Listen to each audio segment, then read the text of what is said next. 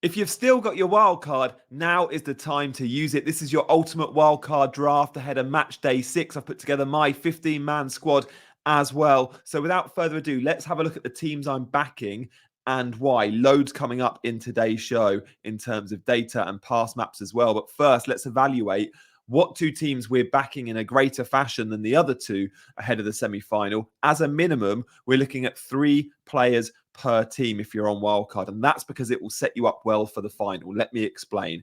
Pick the 2 teams you think will win. Now, there's no right and wrong answer here.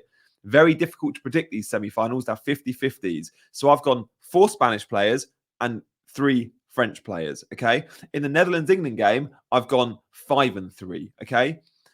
Worst case scenario for me would be France and England qualify.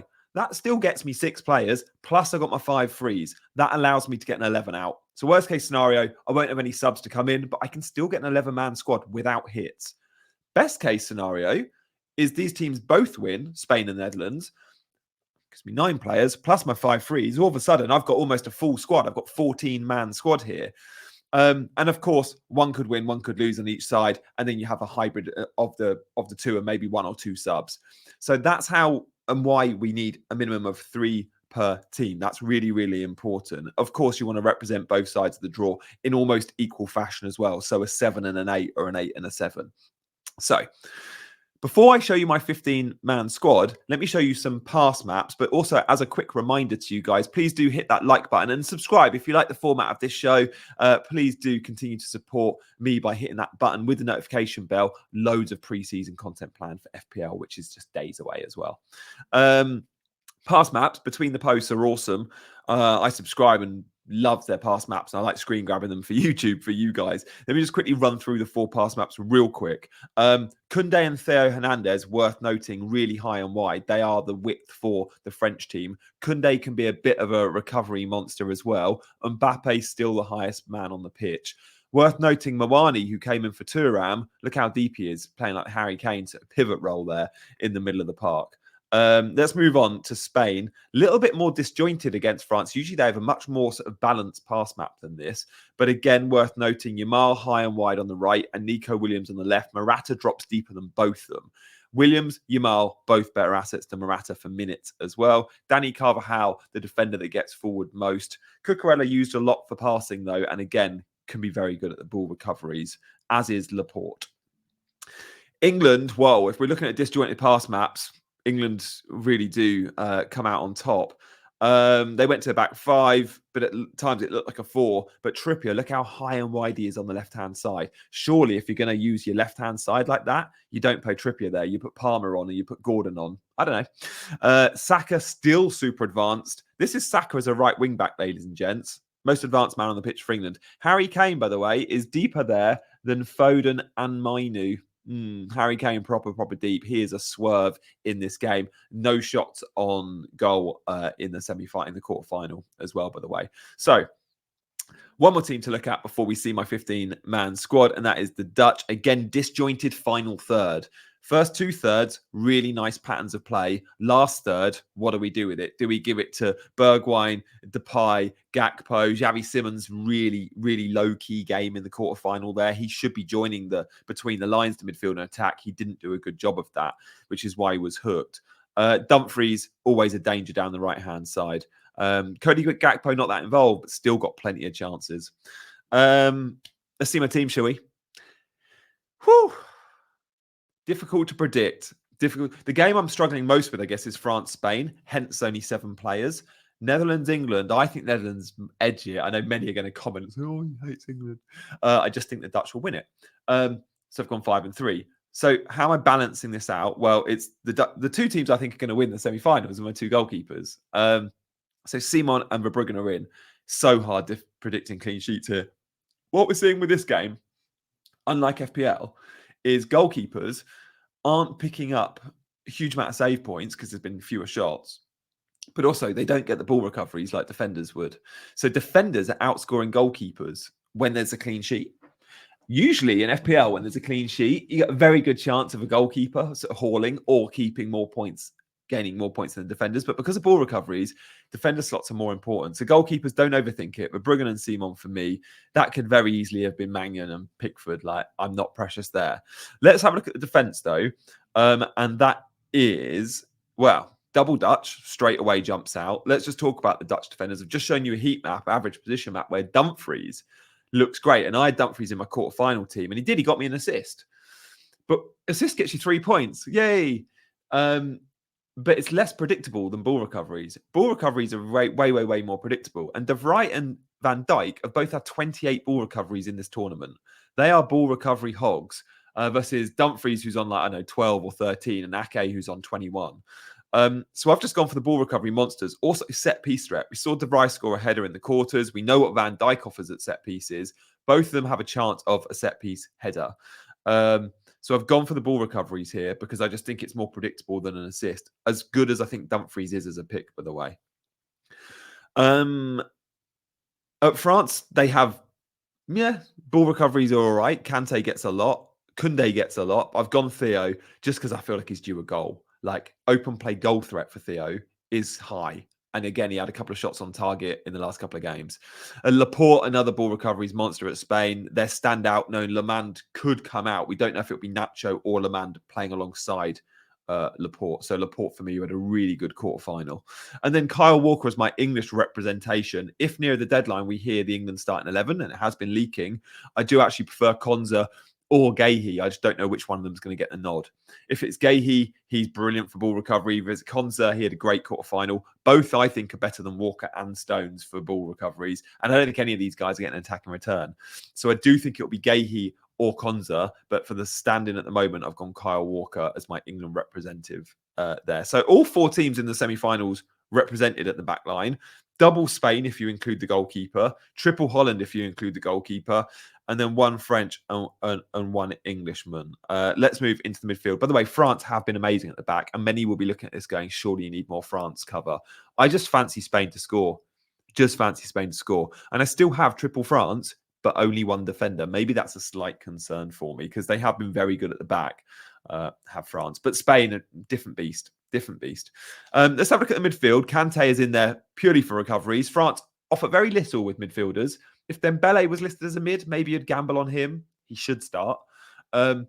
He's listed as a forward. And then you've got the likes of, you could go Rabiot, Tchouaméni, Camavinga. I'm just going to go Kante for the recoveries. Again, I keep coming back to the recoveries, but it's a really good source of points. And I've missed out on recovery points because I've kind of neglected that part of the game until recently. Didn't realise what a huge effect it would have. It's had a massive effect. Midfielders, Dani Olmo will come in for Pedri, who's injured. And Dani Olmo is a greater goal threat than Pedri. Goal and assist in the semi-finals. We've seen glimpses this tournament of why he's Spain's sort of best number 10. And he's a 10 that offers goal threat. He wears the 10 as well, which I always like. So Dani Olmo is in, as is Nico Williams there alongside him in midfield. Let's talk about the English guys in midfield. Before we do, thank you for hitting those buttons, guys. Yeah, it's been awesome to see. I wasn't sure if I was going to do fantasy content in the Euros. And I'm really glad I did. Firstly, because I've enjoyed it. But secondly, I've had so many good comments and likes and subscribes by you guys going, yeah, thank you for doing this. It's been awesome. So it's not got the bells and whistles and the edits of my usual videos. It's more sort of plug and play. But hopefully that's fine with you. And you don't mind the more amateur approach for this content, which has been far quicker at the back end. England midfielders. We just saw on that average position map, Saka, the most advanced man, played really well. Momentum could carry him forward. Saka's the standout for me. Foden's been dire. Bellingham's been good. So Bellingham and Saka are the 2 of the 3 for me that I'm going with. I thought Foden for set piece threat could offer something, but a really quiet game in the quarters. Bellingham always offers you that goal threat. Saka the assist threat and goal threat. So both are in. Slim pickings in midfield. Wanted to make sure I got my quota of 3 English players in. Ideally, it would have been 2 defenders, but defensive slots are precious. And actually, defenders are who's picking up the points. And the hauls are often coming from defenders too. So was never going to be Kane with his recent numbers. So Saka and Bellingham in the midfield there. Shall we have a look at the forwards? Now, spoiler alert, there is no Harry Kane. We've spoken about him. I like Yamal very much. Yamal on the thumbnail to this video. But again, I've just got to be careful over committing to Spain because France are very good and France could win that semi-final quite easily. So that's I'm struggling with the France-Spain semi-final even more than England-Holland. Like, I think they're both pretty 50-50, but I don't want to overrate the Spanish players too much, as good as I think Yamal is. So Yamal isn't in there, but one forward that is Mbappe. I still think he could be the best captaincy option on day one. Now, this is a guy that didn't captain Mbappe in the last round. I went Nico Williams on day one. But Mbappe for the bigger... We've seen Mbappe do it in World Cup finals. Step up. And I just feel like he's getting closer and closer. The XG would tell us that he's going to convert very, very soon. So I think I'll go... Mbappe's got to be in there. Money isn't an issue. I could very easily afford Harry Kane in this, but I've gone for the two Dutchies. Both paid 90 in the quarterfinal. Depay and Gakpo, I just think could do something against England. Depay's got a bit of a point to prove when playing in front of English fans. We know his time at United wasn't successful. Gakpo, again, would love to do it, knowing so many eyes on him, watching from Liverpool. I like the Holland attack when it clicks. We've seen in this tournament, it can go and score 3 goals in a game. We haven't necessarily seen that from England. So I like the Dutch up front. It is slim pickings, though. Midfield and forward, there's so many different combinations. There's going to be no template here, which I love. The back line, however, is where we all want slots. If we could have 11 defenders, maybe we would. Maybe we would, genuinely. Like, I think I'd probably have 7 or 8 defenders if I could. It is just a 5. So that's how we're looking in attack. Back in the Dutch, guys, it means there's no Spanish forward. I like Yamal, but can't get there. And there's no Harry Kane. Well, I think I'm fine with that. Elsewhere, Weghorst could start and be a fun option. Meh. Dembele could start and be a fun option, but I'm going for the more tried and tested and the safer guys with minutes. Shall we talk captaincy next? I think we got to look at captaincy. And Mbappe, you saw. For the Dutch game, I might even back Van Dijk for a bullet header. I just feel like the hauls are coming from defenders, aren't they? They really are. So I've captained a forward, or I've not captained a defender yet in this game. Captain goalkeeper. But I might just go Van Dijk. If not, it'll be Gakpo. It'll be one of the two, I think, there for me. So how are we feeling about the semi-finals? Are my predictions silly? Are my predictions a little bit rogue? Well, maybe they are. Maybe they are. When we look at it, like, I'm not backing England as most will. Like, England were tournament favourites. I think many will go 5 England. It's not that necessarily I think Holland will win. I do think if I'm forced to call it, I say the Dutch to win. It's more, there's not any standout players in the England team for me to go, I want you in my team. So the Dutch offer more in terms of standout individuals. De Vrij and Van Dijk with the goal threat. The forwards that have been scoring goals, Gakpo certainly. Saka offers me something, Bellingham too. The defence, Guehi maybe, if we know he's starting. But yeah, it's slimmer pickings. So hopefully I've not caused too much offence from many going, oh, he's never picks England. It's a coin toss, that football match. And if England win, I won't be surprised. Hey, if England win, I'll be selling my Dutch players for England players ahead of the final. That's fine too. So guys, just a reminder, because this is really important.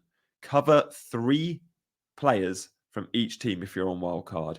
And this is why you need to think of the combinations with your 5 free transfers still gets you an 11 with your worst case scenario set up.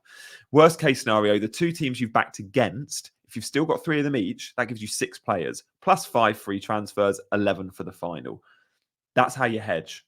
Really important to note. So hopefully that hasn't gone unnoted and unmissed. I'm going to be back with a live stream, I think, on Tuesday night. So come and join me for the live deadline stream where I'll be locking in my team. I look forward to seeing you there. I think it's an 8 p.m. deadline UK time ahead of the first semi-final. So we'll be streaming around 7. So please come and say hello. I'll also give away some channel memberships. How about that? So guys, thank you so much for watching. On your way out, please do consider hitting those buttons, subscribe and like. Comment if you wanna. I look forward to seeing your comments. I'll reply to them all. And I will see you very, very soon. Take care, guys. Bye-bye.